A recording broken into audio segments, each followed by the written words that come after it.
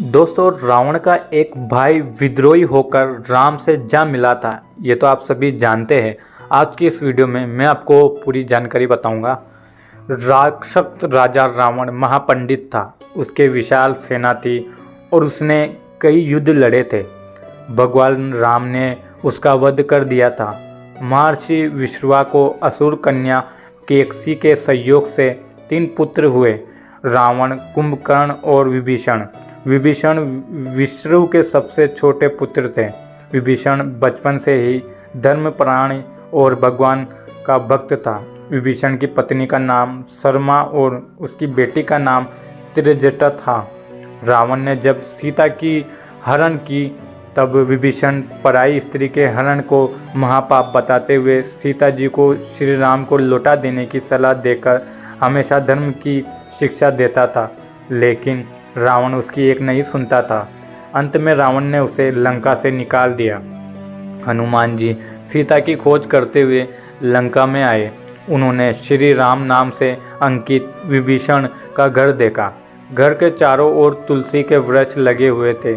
सूर्योदय के पूर्व का समय था। उसी समय श्री राम नाम का स्मरण करते हुए विभीषण जी की निद्रा भंग हुई।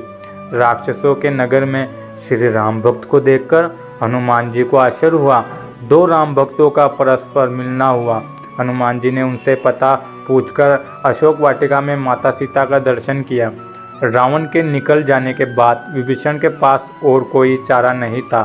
वे प्रभु श्री राम की शरण में चले गए। वे चाहते थे कि निर्दोष लंकावासी न मारे जाए और लंका में न्याय का राज स्थापित हो।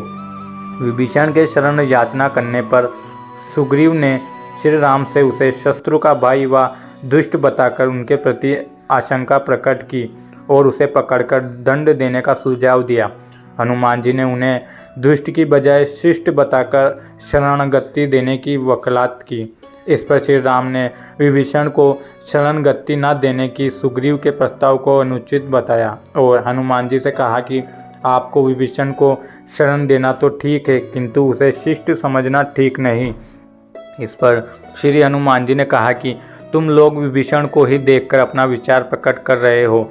मेरी ओर से भी तो देखो, मैं क्यों और क्या चाहता हूँ। फिर कुछ देर हनुमान जी ने रुक कर कहा, जो एक बार विनती भाव से मेरी शरण की याचना करता है और कहता है मैं तेरा हूँ, उसे मैं भय दान प्रदान कर देता हूँ। यह मेरा व्रत है, इसीलिए विभीषण को आवश्यक शरण दी जानी चाहिए। विभीषण का एक गुप्तचर था जिसका नाम अनल था। उसने पक्षी का रूप धारण कर लंका जाकर रावण की रक्षा व्यवस्था तथा सैन्य शक्ति का पता लगाया और इसकी सूचना भगवान श्री राम को दी थी। विभीषण ने ही राम को कुंभकर्ण, मेघनाद और रावण की मृत्यु का रहस्य बताया था। भगवान श्री राम ने विभीषण को लंका का नरेश बनाया और अजर अमर होने का वरदान दिया। विभीषण जी सप्त चिरंजीवियों में एक और अभी तक विज्ञान में है। विभीषण को भी हनुमान जी की तरह चिरंजीवी होने का वरदान मिला। वे भी आज सशरीर जीवित है।